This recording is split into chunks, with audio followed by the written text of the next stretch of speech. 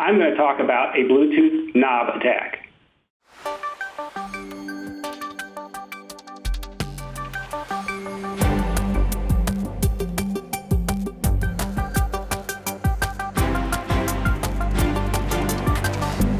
Hey John, I heard you have a good story about knob, the Bluetooth vulnerability, and also followed by a beautiful quiz with a couple of questions for us. I do. I'm going to challenge y'all in two ways. One with Bluetooth, and then actually get your knowledge attack there. So we have a prediction I made late last year that we would have a Bluetooth vulnerability announced in 2019 has come true. And that is the knob or the key negotiation of Bluetooth, which is a curious issue where two hosts that are trying to negotiate a Bluetooth session, so whether they've already been in communication with each other or are brand new, if a third person, an attacker, actually comes around and basically the attacker can insert themselves in such a way that they forces the negotiation of the key between the two Bluetooth, the valid Bluetooth participants. It can force that negotiation to use the lowest level of encryption, the lowest level of entropy on that key. In fact, I think it's like 1 bit or 1 byte, something very, very small.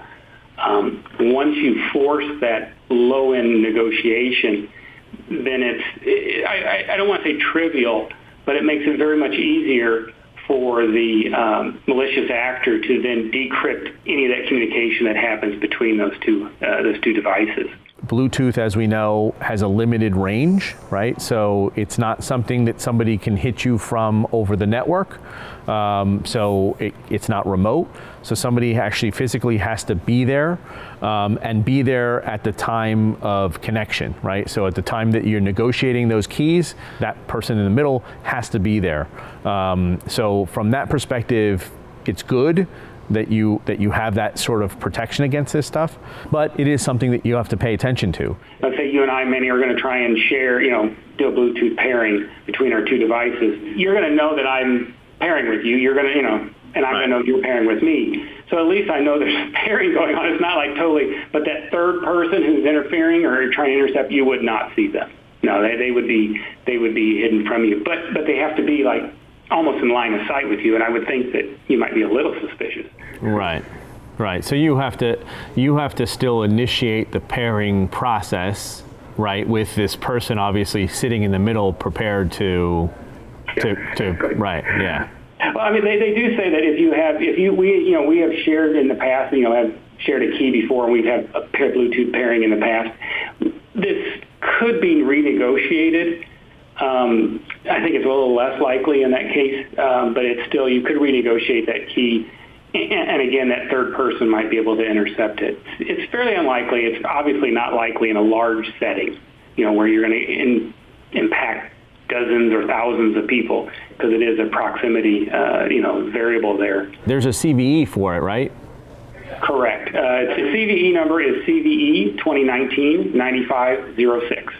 And I will say that Apple iOS has already patched it. They patched that in 12.4. They didn't actually release that they patched it until after 12.4 was already out. It was later added to the release notes. Google for Android devices has patched it in their August 5th SPL, their service patch level.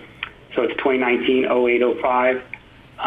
But other Bluetooth devices, this is a Bluetooth vulnerability. They could be also susceptible. So it kind of speaks to that point of keeping all your devices, even those devices that aren't necessarily cellular or Wi-Fi, up to date with all your patching. Right.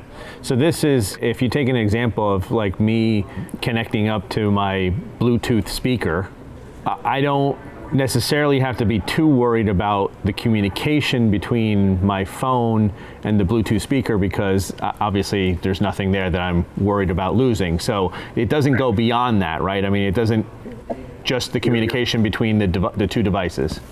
Right on the nose. And that's the other twist to this. If I have a device that I'm not too concerned about the security, the fact that the communication got decrypted is not as worrisome as between two phones, for example, or your phone and your laptop or whatever. Right. Yep. Okay. So John, does this affect like smart wearables like Fitbit, those kind of stuff? Those does not affect it. Yep. Anything Bluetooth. I mean, this is a vulnerability in the Bluetooth spec. I mean, it's not a vulnerability just for certain devices or for certain types of things. It's Bluetooth, period. Yeah. So a wearable is something that obviously is going to be a little bit more concerned than pairing your speaker. Yeah. Yeah, I mean, and then there could be some sensitive personal information. And you think about, I don't know, I don't want to give anybody ideas, right? But if I have a Bluetooth insulin pump, what can I do with that? Right. Is there some either personal data leakage, but is that Bluetooth interception allow me to maybe take some control? So it's a little flaky there, and I would be, like I said, I keep the devices up to date. There is a patch for this out. If you've got a Bluetooth device, you should be patching as often as possible.